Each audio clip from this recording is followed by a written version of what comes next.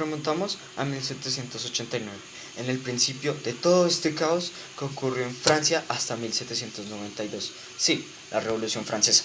Esta revolución fue un conflicto social y político en el cual la alta nobleza, el rey y la iglesia manejaban de una manera desorganizada e injusta los derechos del pueblo o de la sociedad estamental. Entonces, esta sociedad organizaron una revolución que implicaba atacar a la alta nobleza, que históricamente se conoce como la Revolución Francesa, que implica mucha historia, y los principales culpables de todo esto que empezaron esta revolución fueron Luis XVI y María Antonieta, pero hablaremos más a detalle en los siguientes videos. Empezamos la primera parte de esta historia con Napoleón. Sí, el dictador francés que tuvo gran influencia en la Revolución Francesa, ya que empezó con los ideales del pueblo, sino que influyó más y ocasionó las guerras, y ocasionó todas estas guerras en Europa. Napoleón fue un militar y dictador francés que se coronó el 2 de diciembre de 1804. Nació el 15 de agosto de 1769 y falleció el 5 de mayo de 1821. Y los conflictos que tuvo fueron las guerras revolucionarias francesas, el sitio de Tolón, la primera campaña de Italia, la campaña napoleónica en Egipto y Siria, y las guerras napoleónicas. Después de todo esto, Napoleón lo destierran a la isla Santa Elena por los británicos tras perder la batalla de Waterloo el 18 de junio de 1815 y murió de cáncer de estómago. Ahora, la Declaración de los Derechos del Hombre y Ciudadano de 1789, aprobada por la Asamblea Nacional Constituyente Francesa el 26 de agosto de 1789, es uno de los documentos fundamentales de la Revolución Francesa, en cuanto a definir los derechos personales, los de la comunidad, además de los universales. Los derechos naturales del hombre, que son anteriores a los poderes establecidos y son considerados como aplicables en cualquier lugar y época, son la libertad, la propiedad, la seguridad, la resistencia a la opresión.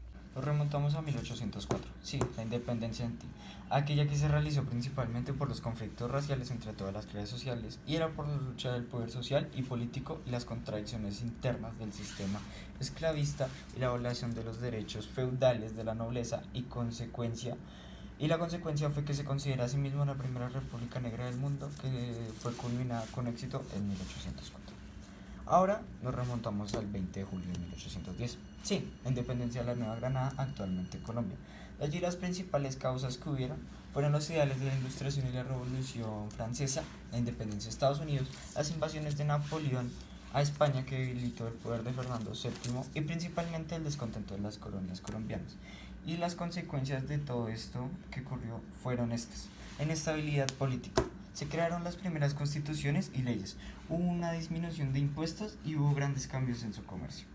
Con el transcurso del tiempo, los derechos de nosotros los humanos han tenido bastantes cambios, como pasaba en la época de la Ilustración, que en ese entonces se llamaban derechos del hombre, pero son los mismos que actualmente consideramos básicos, como la libertad de expresión, de pensamiento, la libertad política y económica, el pluralismo, etcétera, etcétera. La Declaración de los Derechos del Hombre y del Ciudadano de 1789, aprobada por la Asamblea Nacional Constituyente Francesa el 26 de agosto de 1789, es uno de muchos los documentos fundamentales de la Revolución Francesa en cuanto a definir los derechos personales y los de la comunidad, además de los universales. Influida por la doctrina de los derechos naturales, los derechos del hombre se entienden como universales. La declaración tiene un alcance general y orientado hacia el futuro. Los constituyentes se enumeran los que no son derechos creados por revolucionarios, sino que son derechos constatados. Desde que a principios del siglo XIX se estableciese en Estados Unidos la llamada Doctrina Monroe, el intervencionalismo estadounidense en el continente americano ha sido una práctica habitual y creciente durante el contexto de la Guerra Fría. Sin embargo, el peso político y económico de Estados Unidos acabó mutando este mensaje hasta convertirlo en el derecho a tener un área de influencia propia y exclusiva en el continente americano. Así como cuando comenzó la Guerra Fría, Estados Unidos llevó a cabo numerosas intervenciones militares o a través de los servicios secretos con el fin de desestabilizar gobiernos alineados con el bloque comunista o que mostrasen simpatía hacia ellos.